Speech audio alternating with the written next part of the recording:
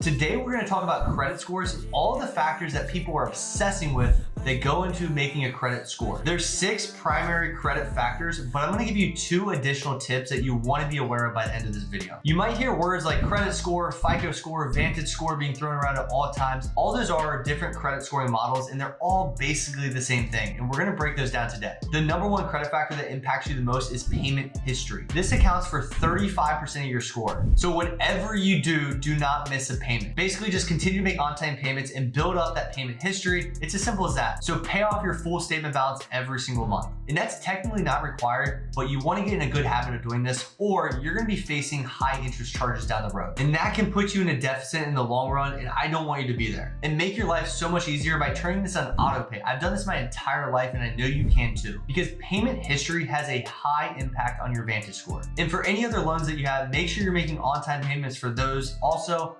and automate that. Number 2 is credit usage. And this accounts for 30% of your score. Just because you have it does not mean you need to use it all. And credit usage is just your total balance divided by your total allowable limit. So if you have a balance of $200 and you have a limit of $1,000, that means you have a 20% credit usage. And credit usage has a high impact on your Vantage score. And it's pretty common to keep this under 30% as a rule of thumb, but my suggestion to you is to keep this under 10%. So if you have a $10,000 credit limit, I would never go above $1,000. And that is my extra credit tip number 1. And another side note to reduce your credit usage is not only to be paying off your balance throughout the month, but also request a credit limit increase. I used to go to my Discover app all the time and request a credit limit increase, and I got up to $30,000 in college, and it wasn't that hard. Trust me, the credit game is super easy. My daughter that's 2 years old is getting offers that are massive. She's 2. Number 3 is credit history, and this accounts for 15% of your score. The older your credit, the stronger it is for your score. Average age of credit is a medium factor for your Vantage score. And you can use something like Credit Karma to see a list of all of your accounts and how long each one of those have been open. But remember, don't compete with the credit bureaus to increase your limit by extending your loans. We want to pay off our debts. We don't want to expand our loan time. And your credit will naturally be good if you have good financial habits. The only way to improve this category is by time. A common average age of credit is around 5 years. A great average age of credit is around 7 years. And an excellent average age of credit is around 9 years.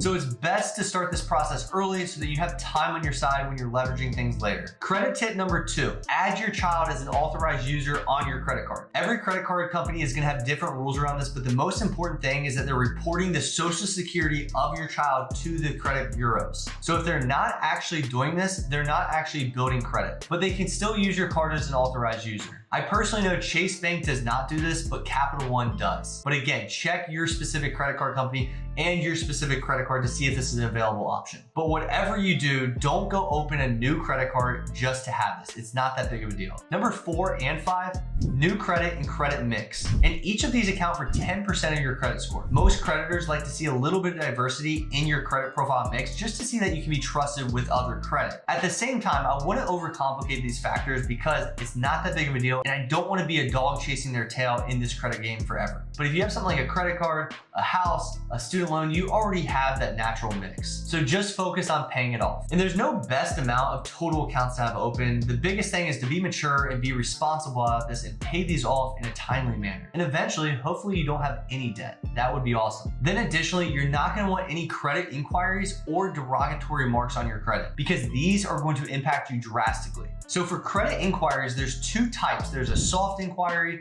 and a hard inquiry. A soft inquiry is a soft credit pull, which just basically means you give authorization for somebody to view your credit report. This doesn't have a major impact on you. And these soft inquiries are pretty common in the pre-approval process of credit cards or maybe a car. A hard inquiry is a hard credit pull, and this is when you give authorization to somebody to view your credit report for the goal of obtaining a new line of credit. And hard inquiries do show up on your credit report. However, they have a low impact on your actual Vantage score. At the same time, you don't want too many of these in too short of a time period. They will roll off your credit report in about 2 years, and they usually only impact your score for about 1 year. And I see this often in the car industry when somebody's trying to get a new car. They'll tell the salesman they're ready to make the purchase and they're ready to finance, and the salesman is going to go contact multiple lenders and they're going to run a lot of different hard inquiries, and that can be detrimental for the individual. So be very careful there. And then derogatory marks. You absolutely never want to see a derogatory mark on your credit report. These are things like late payments, account charges, charge-offs, accounts and collections, bankruptcy, civil judgment, debt settlement, foreclosure, and even tax liens. And derogatory marks stay on your credit report for 7 to 10 years, and in some cases, indefinitely. And these have a high impact on your Vantage score. And there's strategies to remove these, like submitting a dispute, but I wouldn't even get to that point. Lastly, one important tip that I want everyone to take is to check your credit report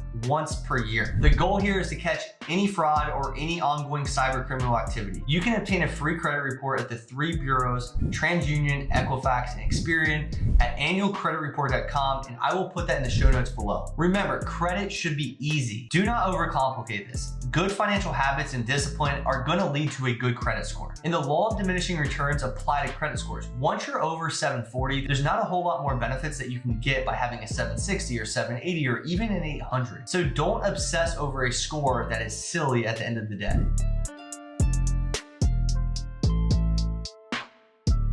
If you have any questions on credit, put those in the comments below and I will make sure I get back to you, and I will see you next Monday.